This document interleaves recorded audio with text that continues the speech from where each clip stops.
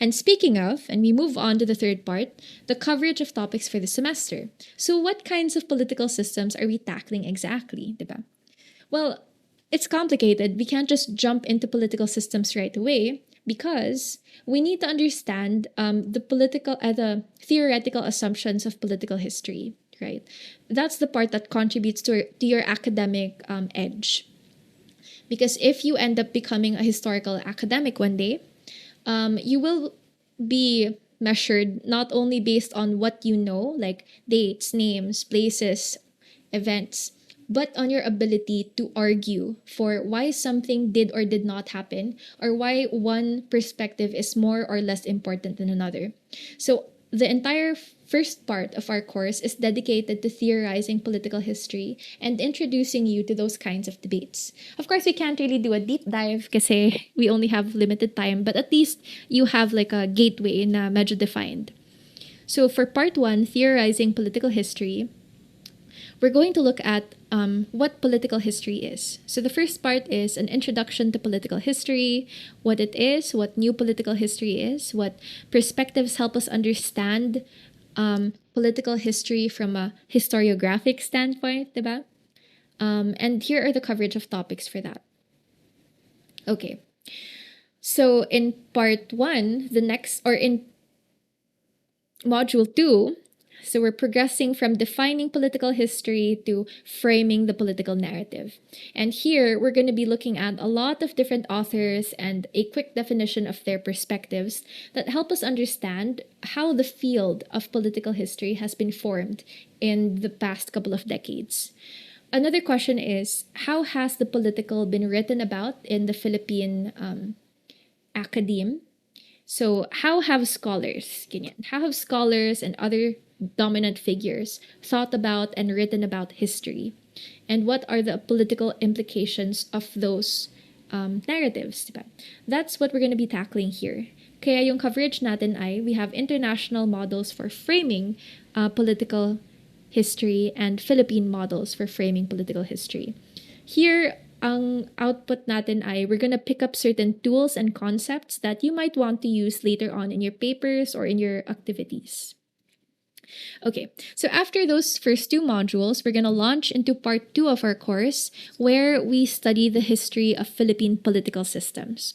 So in module 3, I'm going to introduce you to political systems theory, which you kind of saw in the diagrams earlier now, but we're really going to discuss what they are and where they come from and how we can bridge them with historical concepts in module 3. So the thing is, the political system as a concept, as a framework, comes from political science, from this guy called David Easton. And because I was a political science minor, I kind of learned about that in my political science courses. No? But I figured that you could actually marry that with historical concepts because of how useful it can be to distinguishing one set of political experiences from another. And what kinds of political experiences are we trying to identify exactly? Well, we're going to be exploring that between Module 4 to Module 7, really. In Module 4, we'll be tackling our first political system or set of small political systems, the chiefdom, bayan, and barangay, from the timeline of 500 BCE to the 16th century. So ano nga ba yung nangyari dun, no? From 500 BCE, we find the first evidence for more socio-politically complex Philippine societies. And then they kind of just start to develop from there. You have your different kinds of structures. You have egalitarian societies, you've got warrior societies, and all kinds of chiefdoms. No? So titignan natin kung paano nabuo yung first kinds of socio-politically complex Philippine communities and how they engaged with different communities both inside the Philippines and in the Southeast Asian world. Now, in Module 5, we're going to move on to another kind of political system, one that's larger and kind of more distinct, which is the Sultanate. Now, the sultanates in the Philippines, of which there are 2, the Sulu Sultanate and the Maguindanao Sultanate, were dominant from the period of the 15th century to the 19th century. Although magkaiba yung timelines nila. Pero kung i-combine natin, Um, the Sulu Sultanate was technically, or it began in 1405, according to our more dominant narratives, or its origins are in 1405. So 1405 is many years before 1521, when Magellan arrived in the Philippines and kind of, they didn't even properly colonize the Philippines, right? It took Legazpi in 1565 to actually create a formal colony here, diba? But for that time, the more dominant political system from 1405 to 1565 was the Sulu Sultanate that traded with other countries, that sent missions to China, trading missions to China, that received training missions from the imperial Ming court as well, diba? So it's got this history that's fascinating, and it also contributed to the growth of Southeast Asia. At makikita natin yun. The Maguindanao Sultanate, which would become kind of like, minsan rivals sila, minsan hindi sila rivals ng Cebu. But both of them together would serve as one of the biggest threats to the Spanish colony in the Philippines, meaning one of their biggest rivals in terms of developing Philippine culture, diba? Anyway, I'm getting carried away because it's an exciting topic, but we'll get there when we get there. After we tackle sultanates, the next Philippine political system is going to be colonial systems. We can't deny that colonial systems set up a lot of our initial institutions. For example, the spatial pattern of the Philippines, where most of our communities are organized in pueblos, barrios, diba? We have cabezas. We have this center where you have a plaza and you have a church, and in the present day probably you will also find the mall in that area, diba? But the basic urban settlement structure of the Philippines was laid down by the Spanish. Our predominantly Catholic culture also came from that period, diba?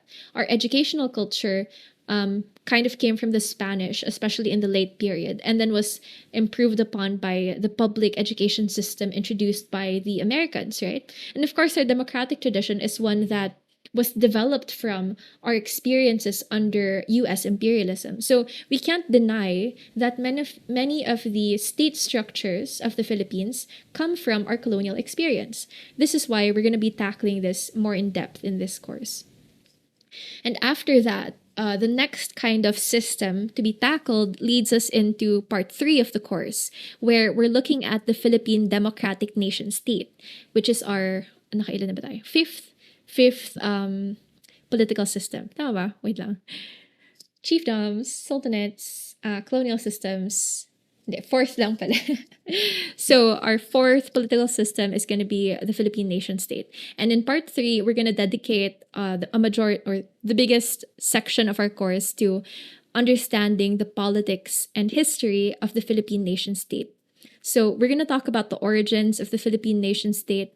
And then we're going to, instead of going through each period, because we already did that in History 1, we're going to pick up on key themes that we want to interrogate in order to understand what keeps the Philippine political system together and what has threatened to transform the Philippine political system for whatever end, no? So, Module 8, for instance, is about Philippine revolutions and upheavals. So, of course, we have the Philippine Revolution of 1896, in addition to other key moments in our past. For instance, we have the upheaval of World War II and all of the groups that were formed during that time in order to counteract the Japanese presence. And then you have the Hook Rebellion in the 1940s and 50s, which threatened the Philippine state.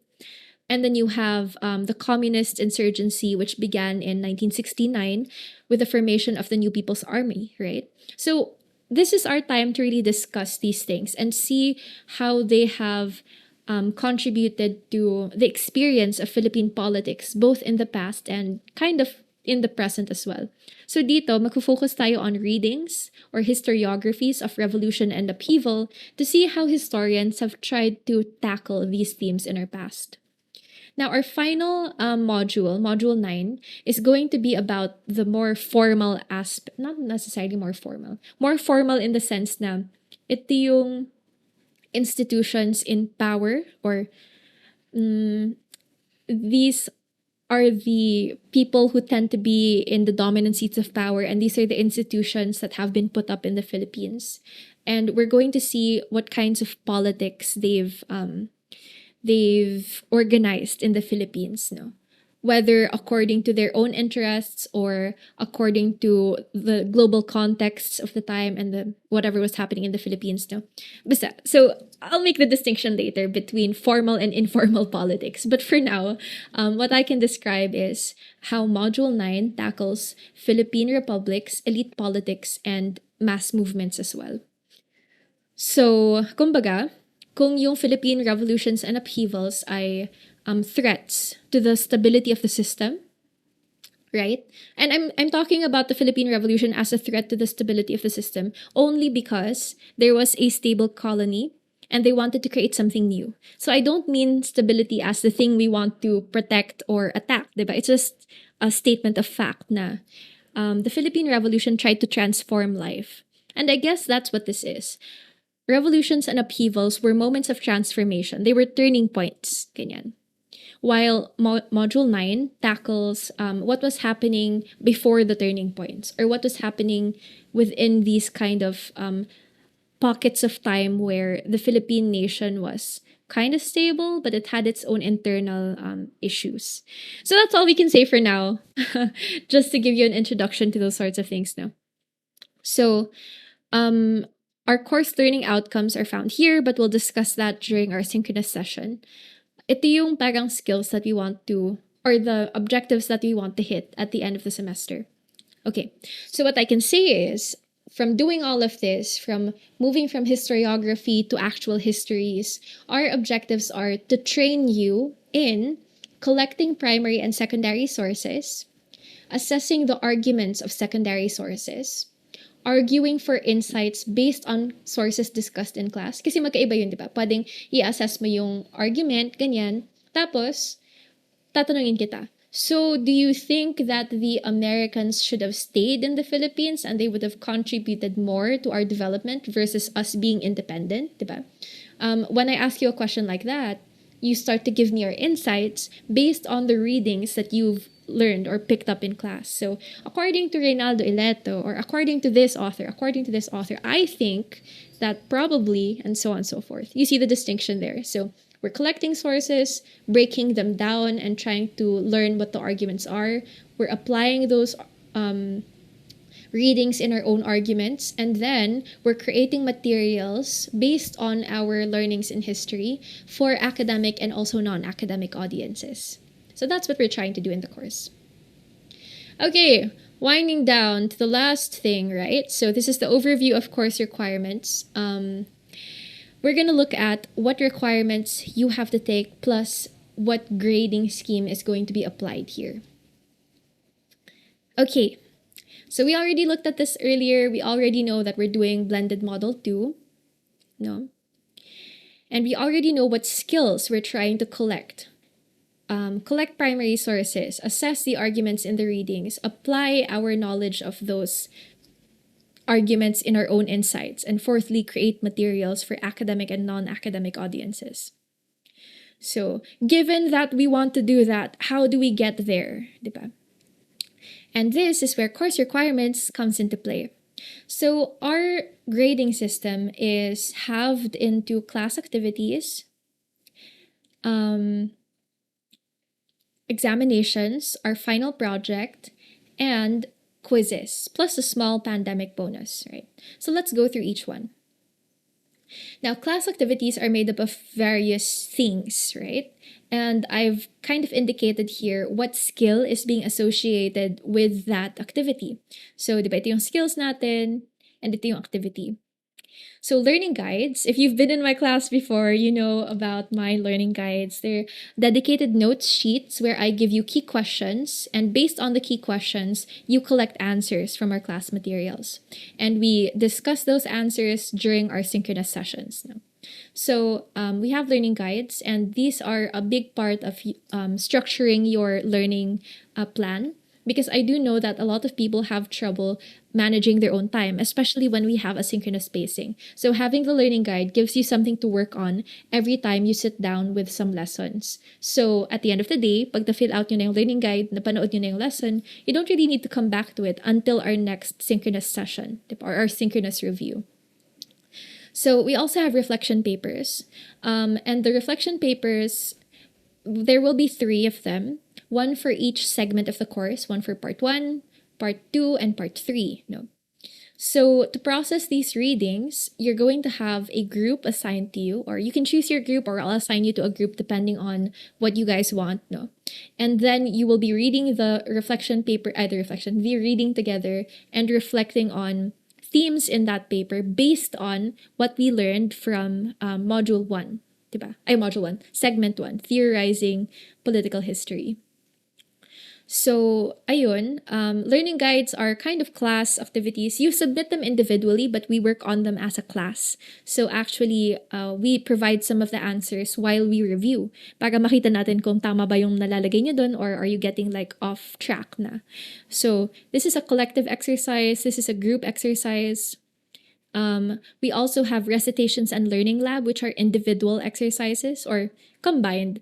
Pag nag face-to-face learning lab tayo, that's going to be a group activity.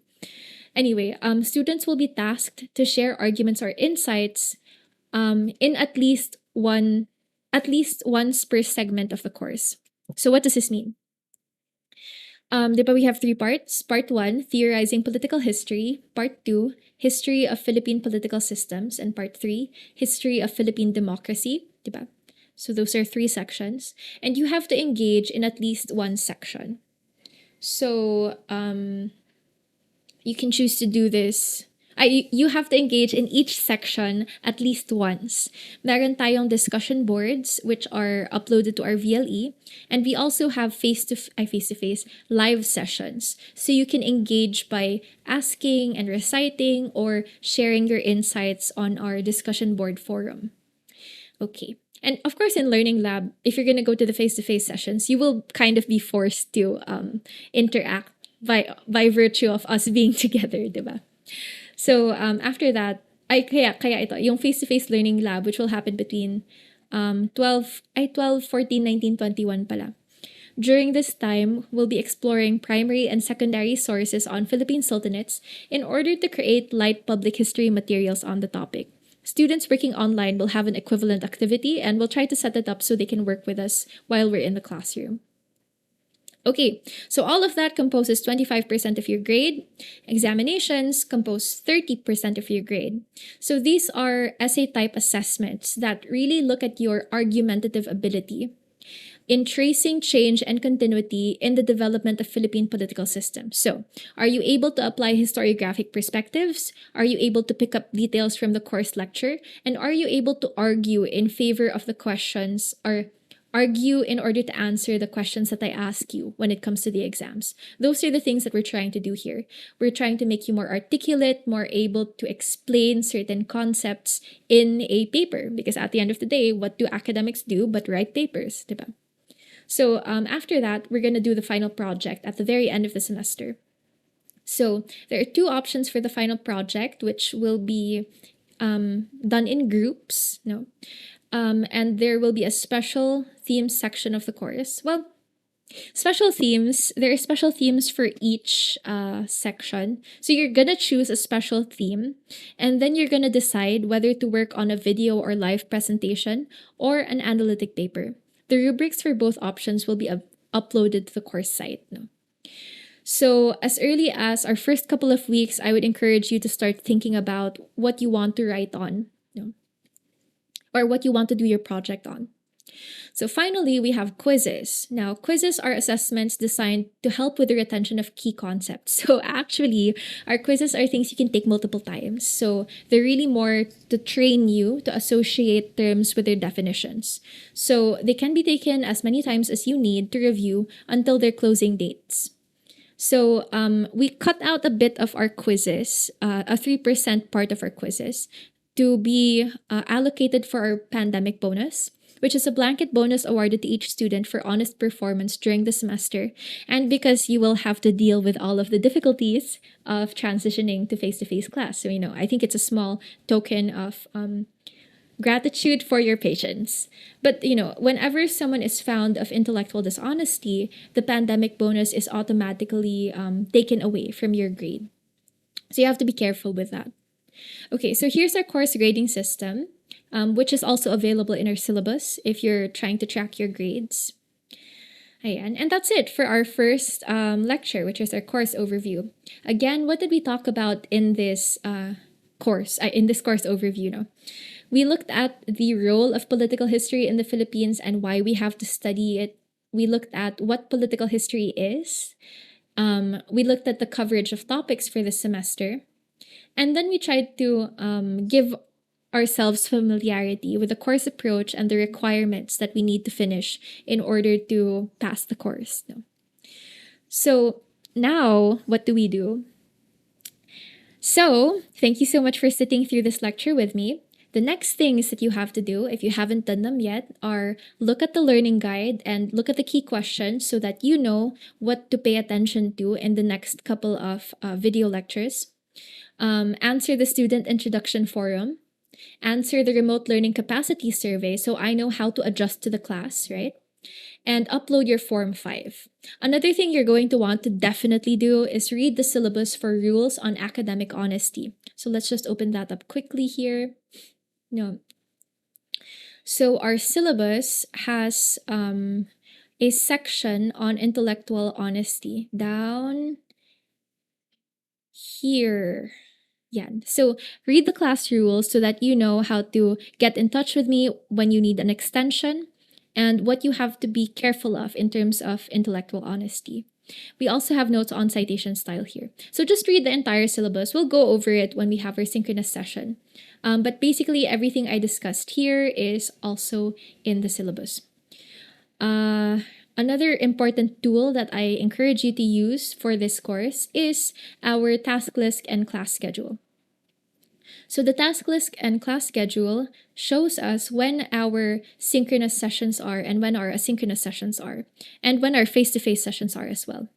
So dito nyo makikita yung buong breakdown ng semester assuming we don't have any changes. No?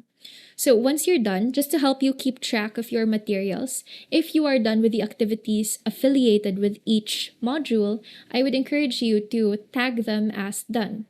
Or if, for example, due to unforeseen circumstances, we had to cancel certain materials, you can cancel them as well. You don't need to do this, but when I work, I like to track the progress of my materials. Like, I'm 50% done with the course introduction, just so I can remind myself that I need to keep going. So, ayun, if, it happens to all of us, if you have an activity that's overdue, you might want to tag it as well, just so you don't fall behind. Ganun. So if there are links, for instance, to our synchronous classes, I will be uploading them here. And if there are notes, for instance, we need to move this because I have a meeting all of a sudden, or we need to cancel this module because there's been a great typhoon and we need to make sure everyone is safe first before we proceed with lessons, diba? So dito ka ilalagay yung notes na yun. Or kunyari, bonus point activity, check VLE, dun yung makahanap. So in addition to the class schedule, you also have this class tasks sheet. So we know that there are 3 parts to the class now. Theorizing political history, the history of Philippine political systems, and the history of the Philippine nation state or democratic nation state. Ganon. So you can also use this because it has all of the relevant links to your syllabus, class schedule, VLE classroom. It's not up yet now that I'm recording. Pero when you are able to access this, magkakaano na, link to the VLE classroom, the YouTube playlist where I upload all of the lectures, as well as a Google Drive backup folder when we have VLE maintenance activities. Para you can still follow the lessons without the VLE. So I encourage you to save this to your Google Drive so you can make your own copy and then you can edit it as needed. And you can also move these little things to help you keep track of your activities. All of our activities are already in the sheet, right? From our student introductions to our quizzes, reflection papers, learning lab, and exams and project. So just use this if you want to, but I would encourage you to, so you know what you still need to do. Minsan kasi mahirap sa VLE because you have to like press a couple of buttons in order for you to see the tracker. So here's a bird's eye view that is accessible whether or not the VLE is online, and it's also accessible online or offline because you can download it as an Excel sheet, diba? Or you can like use this toggle button na make ano yun? Make available offline. I guess as a concluding note, you can also check out our classroom. So wala pa yung VLE classroom right now when I'm recording, pero more or less it's going to look like this. You're going to have a panel of activities up here where you can drop course questions, access the course syllabus, access the class schedule sheet, our announcements, our Google Drive backup folder, and our playlist, diba? Tapos, ginagamit ko yung Edwise structure just so it's cleaner. And you'll be able to track each module as well as when our synchronous sessions will be. So yun, that's it for the course. I'm course introduction, course overview. I'm really, really excited to meet you soon. And I hope we have a productive semester together.